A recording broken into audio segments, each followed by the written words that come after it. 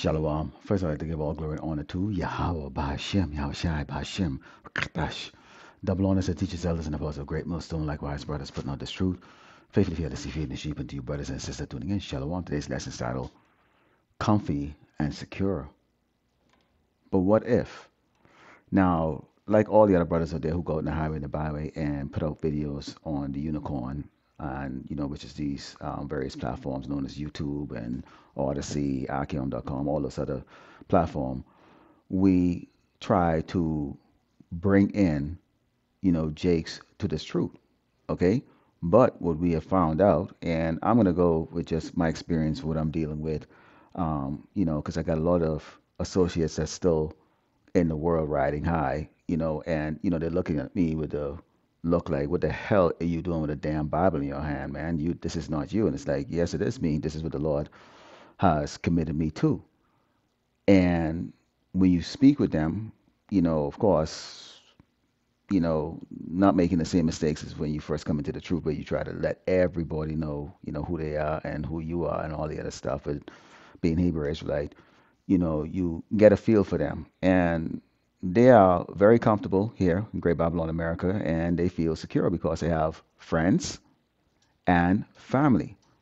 And they ignore the warning of the sword and the famine. Now, I'm going to focus on the sword and the famine today in this lesson because you have America, Great Babylon, America, which, okay, is a place known for its citizens to be armed to the teeth and also for the excessiveness of gluttony that takes place here in Great Babylon, America, which is great among our people, okay, the so-called blacks and Americans and Latino.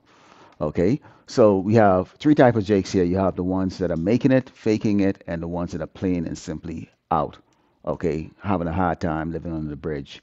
And of course, this is different from the hopefully lack of Yasharala, which is the so-called blacks and Americans Latino, the men and the women that you see sign and crying in this truth. Let's start off with our first book here because this describes Jake to the T. This is Jeremiah 13 and 9 and reads, Thus said the Lord Yahweh Shemashai, after this manner will I mar the pride of Judah and the great pride of Jerusalem. Now let's take a look at that word mar, and it means impair, the parents off or disfigure. Okay, spoil, ruin, impair, disfigure, detract from, flaw, blemish, or scar. So it's going to be ruin, that pride that is known amongst our people, which is the reason why you see they don't care to hear this truth.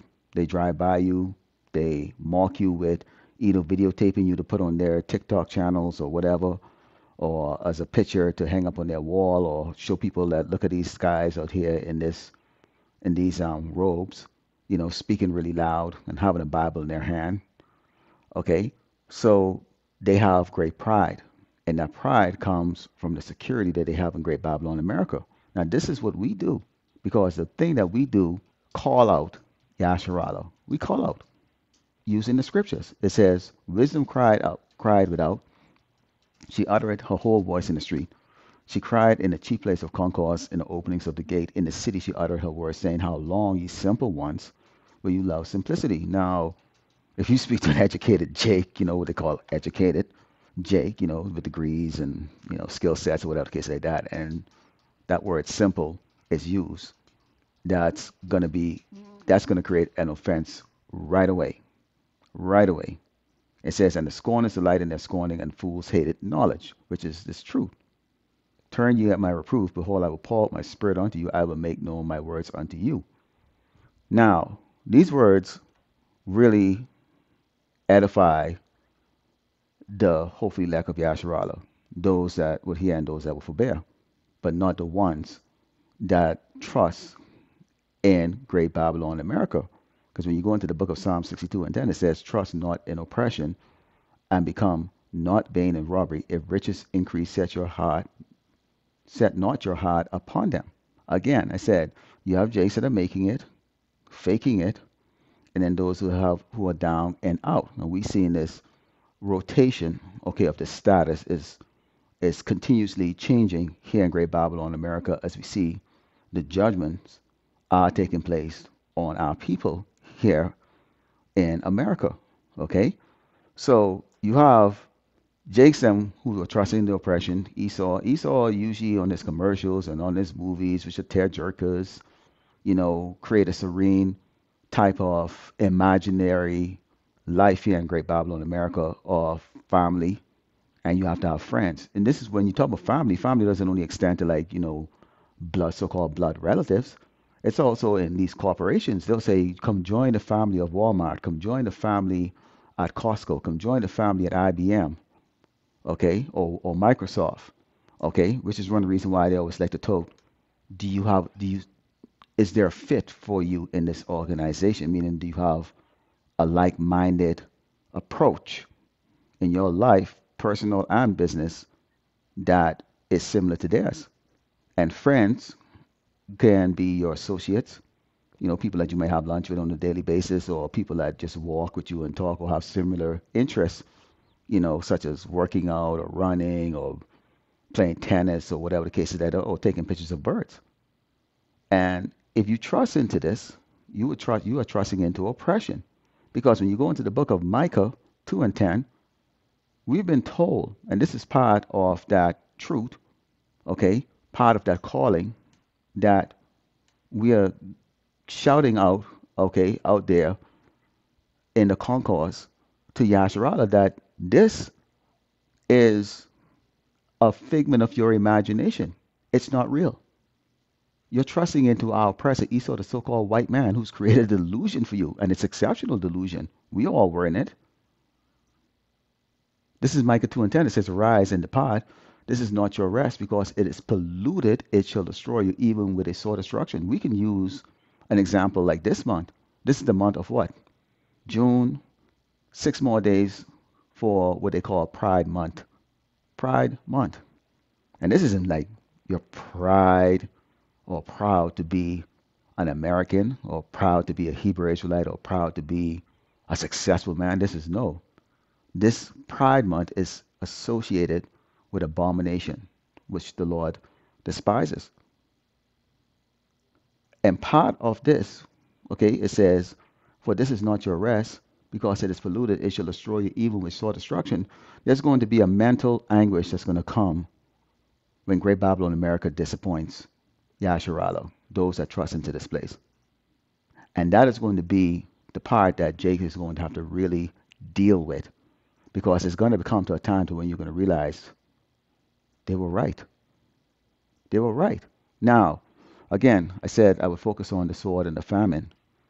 Jakes who trust into this place, we understand with what the Second Amendment, I believe, is it the right to bear arms, or is that the First Amendment, the right to bear arms? One of those. And Jake, assuming that, well, I have a driver's license, I have a passport, birth certificate that says I'm an American, that actually is part of their heritage. So while Jake has a natural fear of the sword, which I'm going to read here in Ezekiel 11, verse 8. It says, ye have feared the sword, and I will bring a sword upon you, said the Lord God, power. And I will bring you out of the midst thereof, and deliver you into the hands of strangers, and will execute judgments among you. Now, it happened in the past, it's happening currently, and it's going to happen in the near future. And these strangers, these other tribes that are around us, that are watching our every move and looking at us, they're sharpening their sword. Now, Jake has sword, and Jake is actually trusting it, especially Jakes who may have a little bit of, military training, or, associate themselves with these Edomites who, are survivalists, and they don't have a criminal record, especially Jakes who don't have the criminal record, who have the ability to go and actually purchase arms, okay, with just their identity, and they have a clean background check, so they can buy as much sword as they want. So Jakes them, they love, and you see this on videos, they love associating themselves with these Edomites, who are, preppers, or, readying themselves for what they think is going to be an apocalypse here in Great Babylon, America, because they understand something big is coming, and they're seeking the thrill of it. And so is Jake. Okay. Now, other Jakes are not believing that the sword is going to come upon them, because, again, a lot of Jakes have never really experienced hell. They haven't really experienced hell. So when we tell them about hell as a condition, well, hey, I got a nice house, I got a nice car, family, I look good, get my hair done, I got nice, you know, clothes, friends. I got friends from all the different tribes. I mean, what the hell are you talking about? Nobody wants to hurt me. I'm a good person. I got more than enough to eat, but they don't count on these things that we're telling them. When you go into Second Ezra 6:22, okay, 6:22, start with verse 22. It reads, "And suddenly, listen to that word. Suddenly shall the sown places appear unsown. The full storehouses shall suddenly be found empty." Every grocery store you go into, or everywhere you go in Great Babylon, America, there's food, food, food, food, and a lot of it. That's why I said the full storehouses shall suddenly be found empty. Empty. What the hell is going on? And the trumpet shall give a sound which when every man hear it, they should suddenly be afraid. And that trumpet is going to be, oh, the supply chain is broken, the dollar has crashed, and those ships that normally bring food over from overseas, well, they've all been torpedoed and sunk because we're kind of in the midst of, or the beginning part of World War III. Conveniently they're sunk, because of a bad weather or something. And it says, at that time shall friends fight one against another like enemies, and earth shall stand and fair with those that dwell therein. The springs of fountains shall stand still, and in 3 hours they shall not run. Now I said, what's our comfort and security? Friends and family. Wait a minute. Your friends are fighting each other because suddenly now the good times have suddenly come to an end, dried up. No food? Food is always a part of celebrating, man. There's nothing that you do in America that that doesn't include food. Seriously, you walk around your house looking at ants crawling around it. You probably have a snack in your pocket or something like that. It's just the way it is, man. Okay, but friends are gonna fight each other. Okay, friends are going to fight each other. Okay, and we're no different. Okay, we require food too. This is why we're making our election short. How about you, Mashiach, is going to get us out of this because we still here on earth in this flesh and we require food. And we do eat food in different occasions. You do a great lesson afterward, you walk right in the refrigerator and grab something to eat afterward. Yeah, we do it. But we understand what is to take place. But they are not looking at it like that because they're confident, secure, and they're depending on friends and family. But I said, what? What if? What if your friends now want to fight you for what you have, for the shortages that is out there? So now you have no friend. Let's go into Matthew 10, it's verse 34. It says, "Think not that I come to send peace on earth. I came not to send peace, but a sword." Again, we talk about the sword and the famine. So the Mashiach is going to send a sword. He's not coming to send peace. He said, "For I am come to set a man at variance against his father, and a daughter against a mother, and a daughter-in-law against a mother-in-law. And a man's foe should be they of his own household." Whoa. You think about that. You're paying the bills in your household, and your kids are against you. Your woman is against you. Well, wait a minute. What about my parents? I mean, I'm the ferret, right? No. You see, that security is now gone. Okay? Suddenly you're not comfortable anymore. No food. Your friends are against you because the food is shortage. Now your family is against you because the food is shortage. The Lord has put the spirit in your family now to turn against you. So who do you really have? And this is what the message of we're telling you. Okay? So you get two whammies going on here. Both have the sword and famine. Because if you're fighting your best friends, then you're going to be using that sword. Okay? Very few people know ninjutsu or MMA, grappling and all that stuff. No, they're going to pull a gun and end that real quick. So you can't imagine how this is going to look out here in Great Babylon, America, which is armed to the teeth everywhere you go. Okay? So twofolds, security gone, sword and famine. Because see, the Lord is going to make sure this place is going to fall apart and go into that critical zone where everybody is against each other, with the exception of those that he chose to be part of the elect. This type of plague will not be coming to them.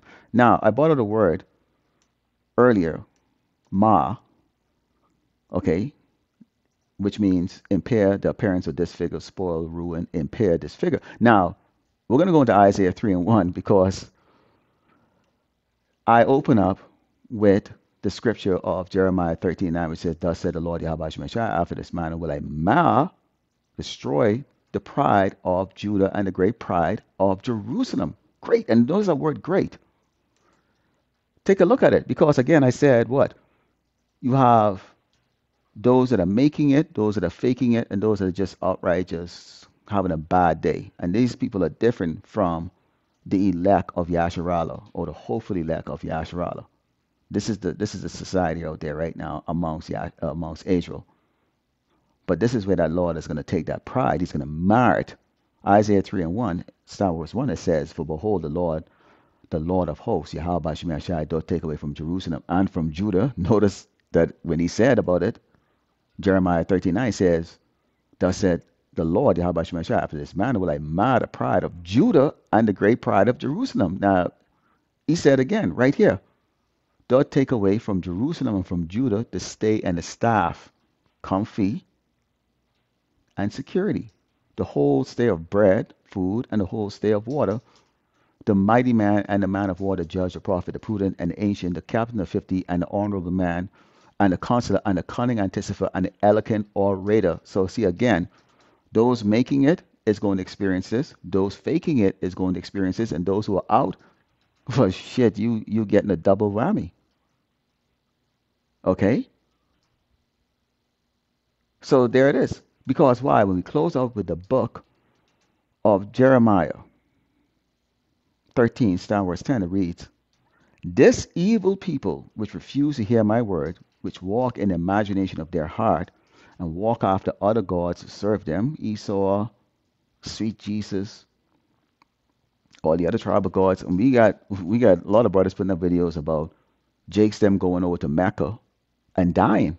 They're going to go do that walk over to Mecca. What are you doing over there? So you saved up your money to go over there to go get this walk, thinking that you're going to come back with pictures. And look at me, I've been to Mecca. But then the Lord delete you over there. You can't make this up. I love it. Yapa.